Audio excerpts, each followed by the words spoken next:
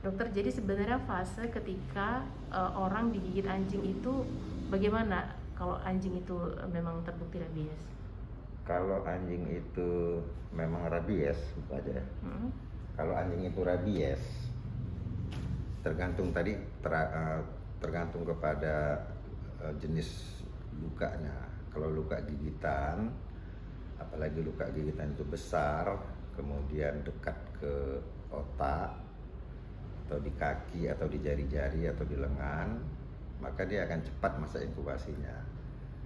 Kemudian dia ada fasenya. Pertama fase prodromal namanya itu, yaitu fase setelah masuk virus, virusnya berkembang di luka itu, bereplikasi dia, timbullah gejala demam, sakit kepala, sakit tenggorokan. Itu sama seperti demam-demam akibat virus yang lain.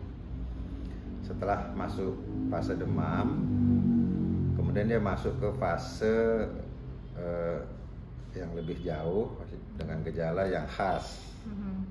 Dia ada rasa ketakutan, ada gangguan ingatan, kemudian berperilaku aneh, ya bisa juga dia kejang-kejang. Yang paling khas itu adalah dia takut kepada air, takut melihat air. Karena kalau dia nampak air, dia tenggorokannya itu akan mengalami kram. Nah, jadi itu yang khas yang disebut dengan hidrophobia. Itu gejala khas karakteristik untuk rabies pada manusia. Lalu kemudian masuk ke fase berikutnya, ada fase paralitik. Fase paralitik itu terjadilah kelumpuhan. Virusnya tadi udah menjalar ke otak melalui serabut-serabut saraf di perifer sampai ke otak, dan di otak dia akan menyebar lagi terus ke seluruh daerah otak, terutama yang paling mematikan itu daerah batang otak. Karena daerah batang otak itu pusat semua ya, termasuk pernapasan. Dan apabila terjadi kelumpuhan otot-otot, disebut dengan paralisis. Kalau dia terjadi pada otot-otot jantung atau otot pernapasan, maka pasiennya meninggal. Jadi dikatakan hampir 100% pasien rabies itu meninggal karena belum ada obat yang bisa menghilangkan kalau dia sudah sampai ke otak.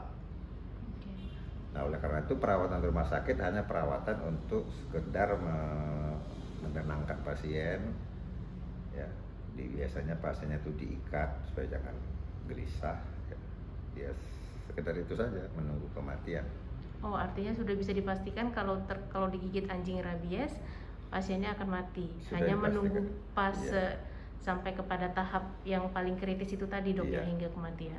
Makanya yang paling penting ketika seseorang digigit anjing, yang paling penting pertama, anjingnya itu harus diobservasi. Kalau anjingnya itu hilang atau anjingnya itu tidak dikenal, kita anggap aja rabies, maka dilakukan vaksinasi. Vaksinasi dilakukan sesegera mungkin terhadap yang digigit. Yang digigit. Di samping perawatan luka tadi ya, lukanya harus dibersihkan dengan sabun, diberi antibiotik juga perlu.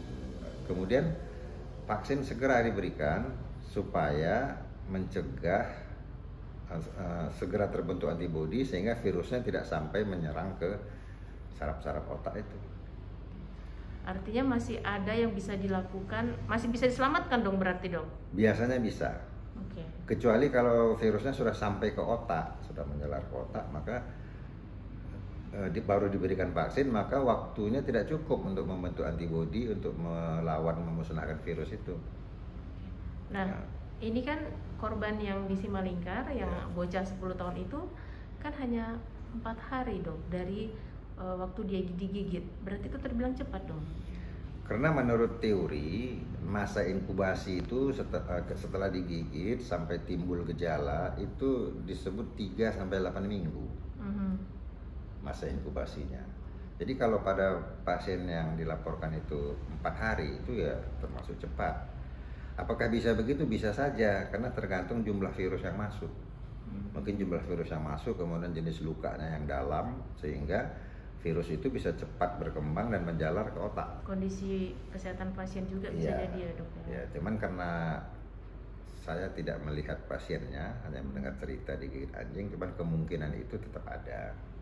Karena katanya dia kejang-kejang dan kemudian meninggal ya.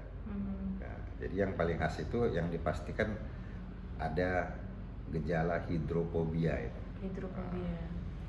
Nah, ada dampak yang jadi kalau kita itu dari sisi korban nih. Nah, gimana kita akhirnya bisa memutuskan bahwa ternyata anjing tersebut rabies, Dok? Kalau misalnya anjingnya itu ditemukan, kemudian anjingnya mati, atau anjingnya itu dibawa ke laboratorium peternakan, diperiksa otaknya, dibunuhlah anjingnya ya, atau anjingnya sudah mati, diperiksa otaknya, nanti secara laboratorium bisa dipastikan bahwasanya anjing itu rabies. Ada tanda-tanda khas pada otak itu yang bisa dilihat yang memastikan itu rabies. Oleh karena itu rabies ini kan disebut zoonosis, artinya penyakit yang terdapat pada hewan bertulang belakang yang bisa menular pada manusia, dan ini penularannya langsung. Nah, dokter punya saran bagi masyarakat yang punya anjing peliharaan, Dok?